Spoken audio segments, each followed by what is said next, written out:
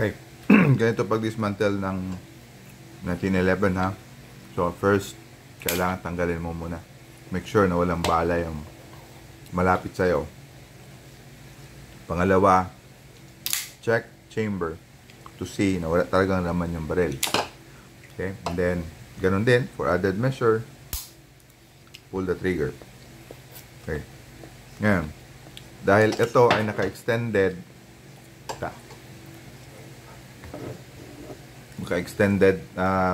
recoil spring guide, kailangan nating i-open muna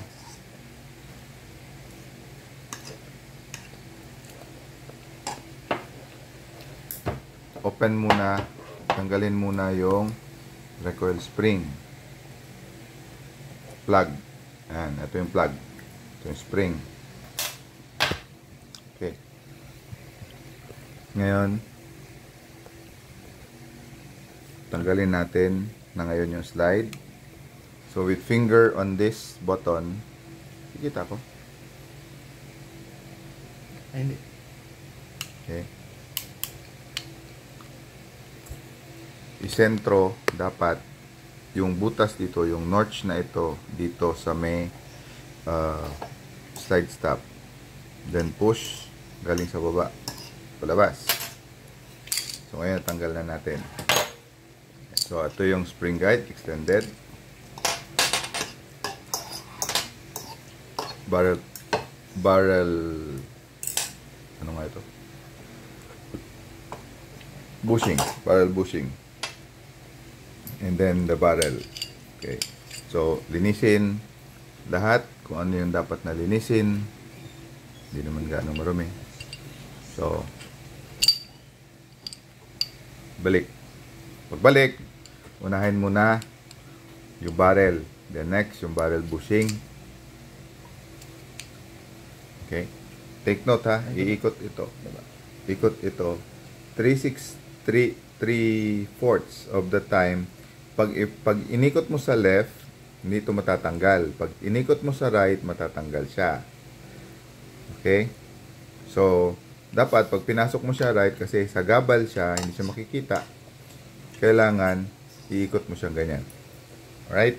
So ngayon, kailangan yung bushing, extended na recoil spring guide, dapat ipasok mo na. Ngayon, ano ba ito? Ito yung bushing. Ito yung ano kanina, Neil. Ito yung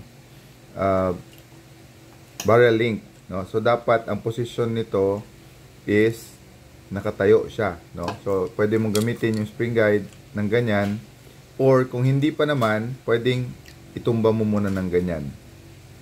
Okay? So ngayon, pagkatapos nito, hawakan yung spring guide. Now, kung maliit lang yung spring guide mo, ipasok mo na agad yung spring para doon ka hawak. Yun ang hahawak sa kanya. So hawakan mo siya, ibaliktad. Now make sure na ito siya nasa baba. It's dangling. Nagdadanggal lang siya. Nandyan sa baba. Okay? And then, pasok na agad. Okay?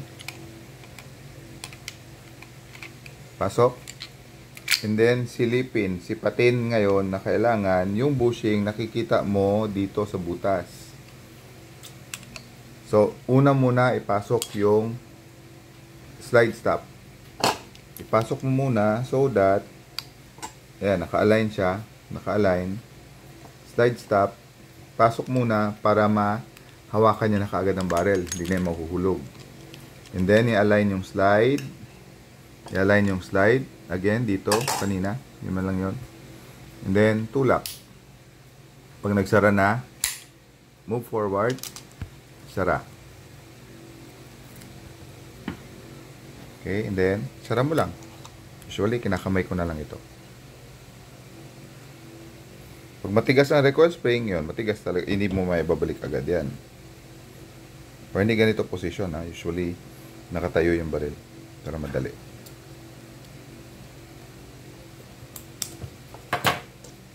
So, yun na. Okay? tingnan nyo, pumalo. Pumalo siya habang binibitawan ko kasi matigas ang spring natin.